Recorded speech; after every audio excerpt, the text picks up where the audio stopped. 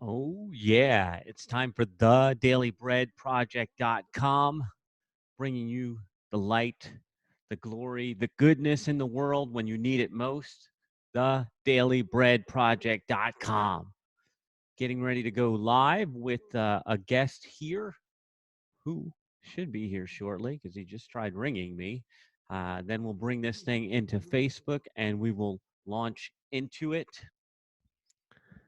Looks like things are getting better out there. I'm hearing news that the world, the U.S. is going to reopen soon. Pretty stoked about that. Feeling pretty happy. The markets are looking better today. And I see my guest is here, so I'm going to bring him in and bring us live into the Facebooks. And if you guys don't know, we record daily, 10 a.m., thedailybreadproject.com. All the links, videos, everything's right there. I'm going to bring our guest in and bring this thing live to Facebook, and then we will rock and roll with you. Let's see. We're going to bring this to the Podcast Factory page, and if everything behaves as it's supposed to, we will be all set. Now, let's see. All right, I see that you are here, sir, and we're about ready to go live. I just need to put a title on this thing, and we can rock. Daily Bread Project.com. It's the Daily Bread Project. Okay, great. Looks like that is going live, and we will do the intro. I will unmute you, sir. You are listening to the dailybreadproject.com. Thank you for tuning in. If you're catching us live on the Facebooks, I have a damaging admission. I have no clue how to interact, so forgive me for that. If you're listening to the podcast or the recording, thank you for tuning in. And make sure you share this with somebody. Share the love. This is the Daily Bread Project. The news, the media, your neighbors, they're doom and gloom. But here, we are all about positivity, leadership, opportunities, all the good things in life. This is the dailybreadproject.com. And today I have with me Mr. Jennings Smith. What is up, my man? Hey, Jonathan. Doing well. Good to Yeah. see you. Yeah. Oh, you actually see me. We're on video. Good to see you too, man. What do I owe the pleasure, man? I feel lucky that you said yes here. And so I wanna just jump into what we have, and I've got somewhat of a format nowadays because this is episode 31, believe it or not. And so the Wow. first thing I want to start with is power. And I want to ask you, what is your source of power? Well, that's a a deep question. I would say something that motivates me and drives me more than anything else is the need to fulfill my potential. Something that scares me is getting to the end of my life, just thinking I didn't give it my all. I didn't fulfill my potential, and whether that be with my relationships with my wife, my kids, my relationship with God, or my striving in business. Just I don't want to settle. I don't want to live an average life, and for whatever reason, that gets me up in the morning, makes me want to do the things I do. I hear you saying, and I'm going to have to agree with this, is live a life with no regrets. Like go out there and leave it all right out there on the field kind of thing. Were you always like that? No, and I think it's a journey for most people. And if you aren't living that way, a lot of times you don't, or I didn't even realize it. It's as if you have these limiting beliefs in your mind, and things are the way they are, and you can't do this and you can't do that, and you don't even question them until somebody or something wakes you up, and you start seeing the world in a different way, and realizing, hey, maybe the rules don't apply to me. Maybe I can do whatever I want. Maybe I can bend reality here. Now, I got to know how or who inspired you to be woke? Well, it's a process. I've been reading books and self-help stuff and inspirational whatever for a long time. But I would say there's a guy, his name is Dave Young. About 4 years ago, he approached me. I was running a construction company and we did renovations, custom homes, and I just kind of felt trapped by that business. I didn't really realize it totally, but it was just, I was a mule, as Mark Evans DM says. Just go to work, hustle, grind, trying to build systems and processes, but really nothing worked without me. And it was just, this is the way it is if you're self-employed. And this guy, Dave, approached me, and he was part of a larger franchise network of custom builders, Alair Homes. And it wasn't necessarily the company, but it was just the way he talked and the way he thought and his positivity and his belief that things could be better and things could change. And I mean, I was just like so resistant to that at first. And he was patient and yeah, that I would say that kickstarted a really big season of personal development and growth for over the last 4 years for me. Just that having a mentor, I guess, or someone in my life that sparked that journey. I love it, man. And I have a phrase for this, which is borrowed belief. And maybe you don't believe today that things could be different, but maybe the listeners tuning in or somebody watching us on Facebook Live hears this conversation and borrows a little bit of our belief, dives a little bit deeper in faith, and says, all right, if they say it's possible, maybe it really is possible. Let me do something about that. Let me borrow their belief. And so I love that. And so so Dave Young, you said he was one of your first mentors, or have you had a series of mentors since then? How's mentorship play empowering you up is the question. Borrowed belief is huge. And no, there are other mentors in my life, of course, but I would say that was the catalyst. And yeah, he, like concrete examples, it was like, well, what if your business could run on its own? What if you had project managers that could take a client from the sales piece all the way to completion and through the whole design phase? And what if you could sell your construction company? What if you could open multiple construction companies?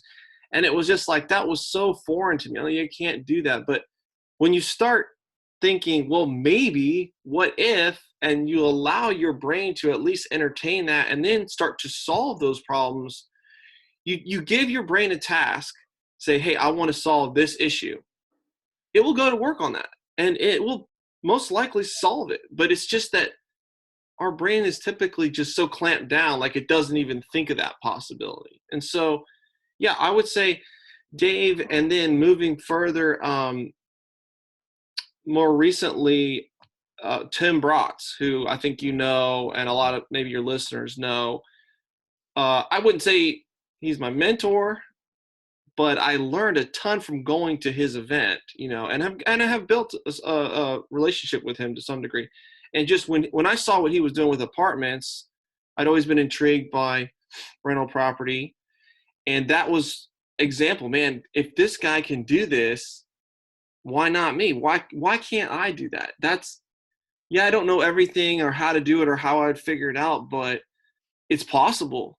And that blew open a whole new world of opportunity to me. I mean, when I came back from his event, I was jumping out of my skin excited.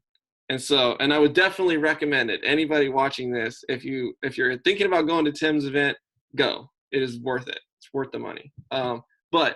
And through that event, I also met Mark Evans, the deal maker, who invited me into the mastermind with you, the deal maker family or DM family.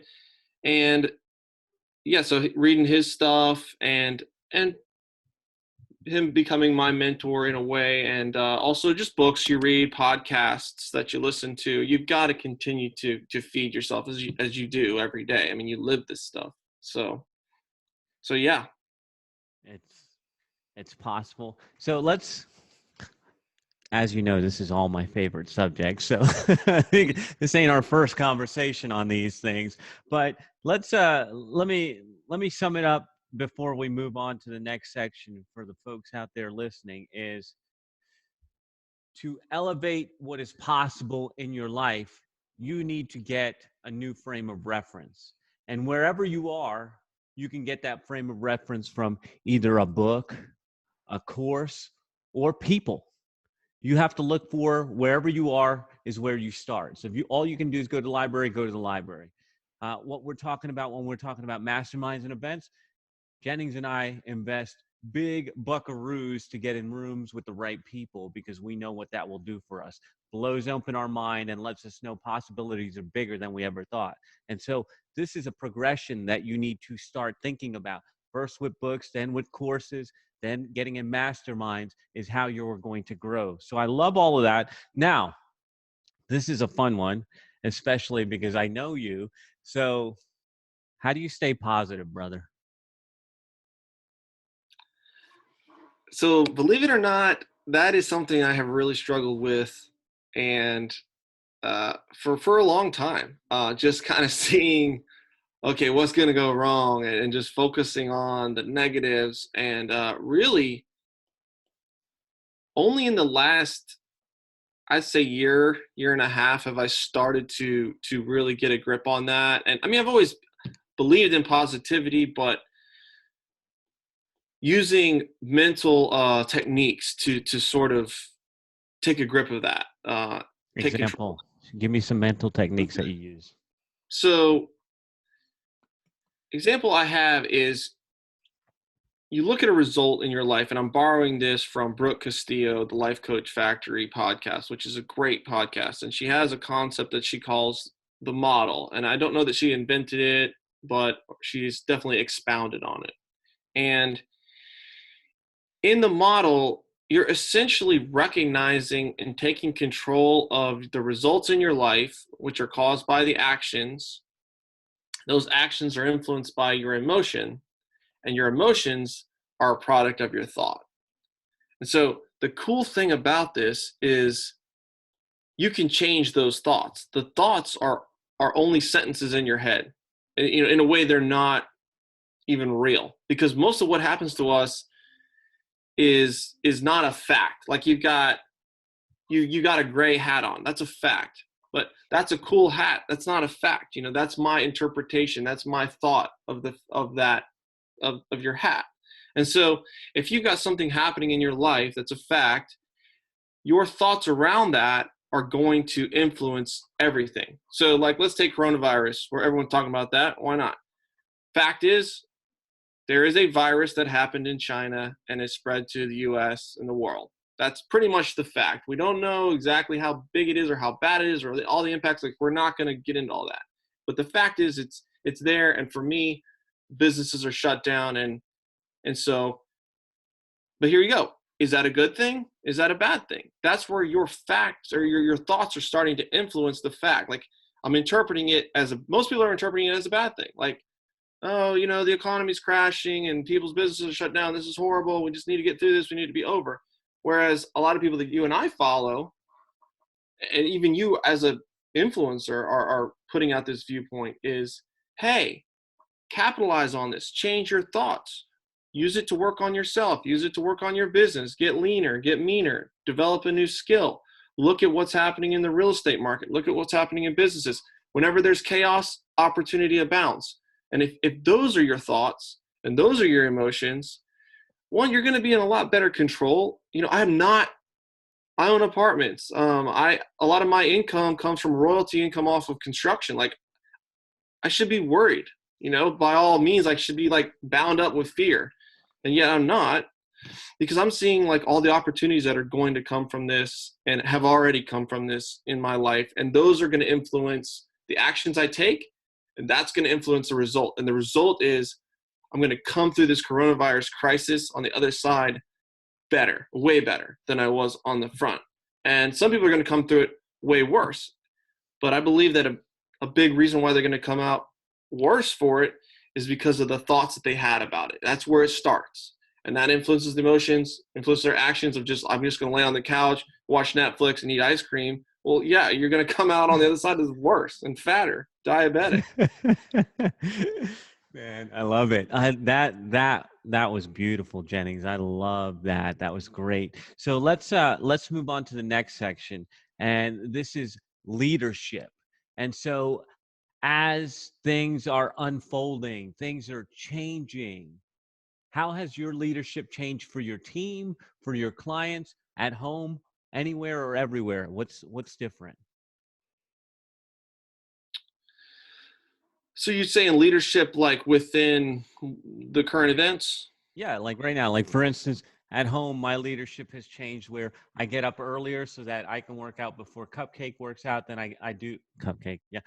And then I do homework with the boy, and then I do the daily bread. Like this is all different. This is different way I'm leading at home or leading at work. It's like, or leading my clients. I think you've seen it where I'm like, do different kinds of content. The podcast is probably not going to do as well. Go do videos. So what are some changes? What are some updates? What are some differences in your leadership today? So I'll say, yeah, trying to be more intentional with communicating with our investors for one. I sent out a couple emails yesterday where we talked about, hey, this is what our collections usually are, and this is what we collected. We collected this much less.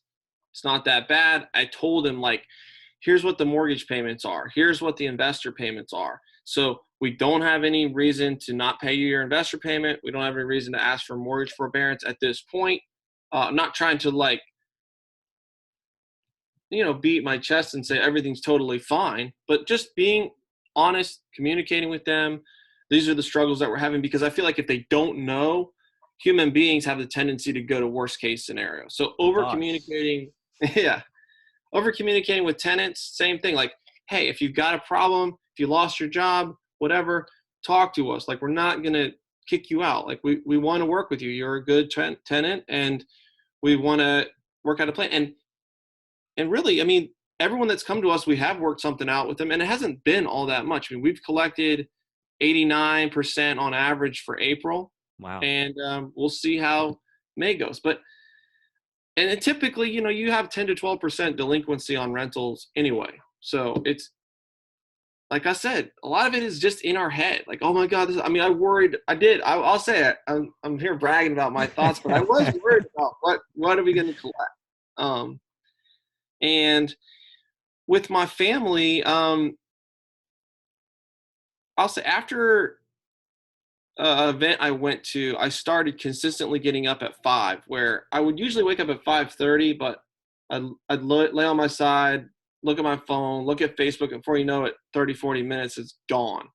Now it's 6:15, and so I put my phone in the bathroom, alarm goes off, and I don't want to wake up my wife, so I'm like, jump out of bed, turn that thing off, and just go right into the shower, and wake up for 5 minutes. But that has added 45 minutes to my life, where instead of waking up with an immediate failure, it's like, okay, you just woke up, you wasted 45 minutes. Great. You should have at least been sleeping instead of just scrolling through Facebook mindlessly. So that's something that I've been carrying through in this time, to still, even though I don't have to necessarily get up, but to still get up at 5 a.m., get out of bed, start the day off with a win. And we've actually enjoyed this time. Like, I've been staying up later with the kids. Like, we started watching Lego Masters after dinner, which we would never watch TV after dinner because they got to go to bed and get up for school. But now, like, they don't have to get up as early. So spending more time with the boys, and I mean, they're loving that. Um, hitting up the golf cart in the afternoons, kind of just strolling around the neighborhood, just spending a little bit more time focused on them. Still working, but being a little more intentional to say, hey, they're not stressed out. They don't have much pressures on them. They've got a lot of time. Let me capitalize on this 1-2 month period as much as I can. I love that, man. And I actually came up with a new productivity system for myself because of this. And it's where I actually blocked out my calendar for my morning time, for my time to do homework. For like, I put them on my calendar first, and then I built work into the spots that were left over. It's my new system. So I'm feeling you, man. Like, this is a great time to capitalize and have more time with family and be more intentional. It's a lovely, lovely thing for the folks that look at it that way. Some people are just like, good God, I got to get away from these people. All right. So let's talk about the next thing. And this is where I ask you about, what opportunities are you loving right now? What are you seeing out there that you love? So I'm loving that the real estate market is cooling off. I'm loving that sellers were getting really arrogant and proud of their product. I think, where people were paying stupid pricing, and banks were, I mean, they were very loose on lending, which is good, but it drives prices up. Now prices are down. Banks are tightening up on the lending. I mean, you can't have your cake and eat it too, typically in this real estate world. So I do like that it has become easier to find deals. That's one of the biggest complaints with the real estate market the last couple of years, is just like, how do you find deals? So with that comes the challenge of they say it's a little harder to get the access to the capital. But They say, why do you say they they say, say? Is that not true? I have not found that to be true. I've been putting the work in for the last 4 months, like talking to my investors, sending out emails, mostly daily. And the other day, I shot out a text, made a few phone calls to about 10 people, and we raised over 800 grand, or I raised over 800 grand, and my partners raised 500 something $1,000. So we've almost got 3/4 of our raise completed in 3 days. So I think there are people that they sat on the sidelines maybe in 2008, 9, and 10. They saw people that had courage and bought when there was blood in the street, and they saw them make money. And that's kind of our niche, is the wholesale product, like finding stuff on sale that's broken, something's wrong with it, that we can make it better and add that value. And they're willing to go for it, take a little bit more perceived risk, because hey, is rental real estate going to go away? Are people not going to need to live in apartments? Is everyone going to sit home for forever? No one's going to go back to work? Like, come on.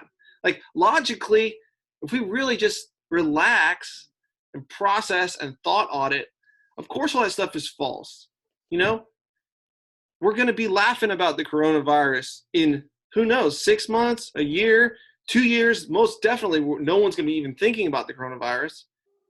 Yet I'm going to have picked up a couple of deals in this little 3-month window where everyone was scared at a very good price. So that's where I see opportunity, is where are people scared? And that's where you need to make your move. Let me tell you something. I want to compliment you, because I know that you made a big pivot in your life, and I can see it all over you right now. Like, you are a different guy. I'm so happy for you right now. I got to tell you, right? Seriously.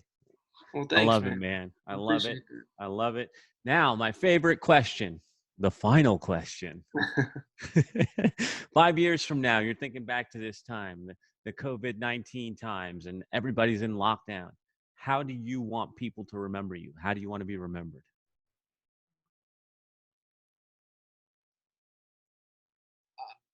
I want people to think back and say, yeah, he wasn't scared. He saw beyond the immediate.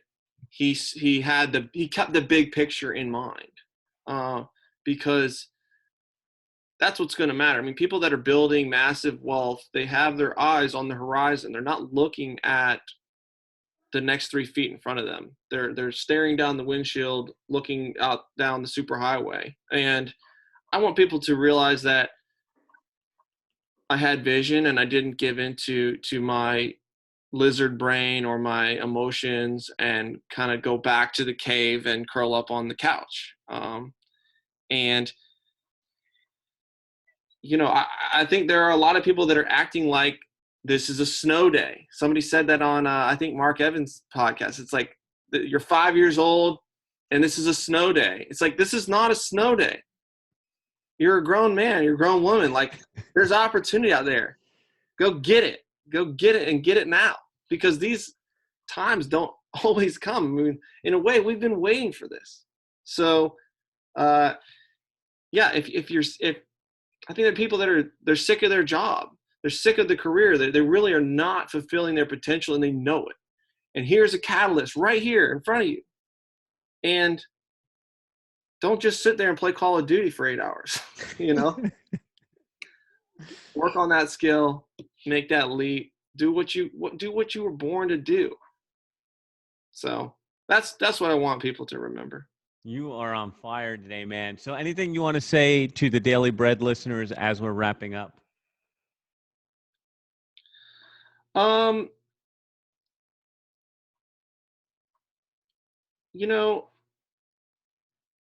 I would say grab a hold of those thoughts, do a thought audit. And it's easy to, I think it's easy to judge, where Mark talks about there's levels on levels. And I think if you're a middle class person, it's easy to look at like the lower class, like low income or whatever, and say, well, why don't they just do more? Why don't they just jump up? Why are they comfortable there? Why can they sit there? Well, the same thing applies to you. There's levels above you, or whatever you want to call it. And those are people that just thought differently. Those are people that dreamt bigger. Those are people that got out of their comfort zone and grew. And so that same thought that you're having towards maybe somebody that's not taking opportunities, in ways we are doing the same thing. There's always room for growth. So that's kind of what I would say is, no matter what level you're at or where you're at, start auditing the things that you don't believe are possible, and how those are influencing the results in your life, because every result in your life starts with a thought. This guy is on fire today. Mr. Jennings Smith, when people want to find you, of course, you can ask me. I'll hook you up, but anywhere online that we can go looking for you, or do you want to give some contact information, perhaps, if people want to invest in some apartments or anything like that? Yeah, you can't be doing that. I'm not trying to go to jail for SEC regulations. No. My company is Live Oak Investments. So we're on Facebook, just Live Oak Investments. There's a picture of some people sitting on the beach, not doing anything, because we're doing all the work for you. And we own a property management company as well.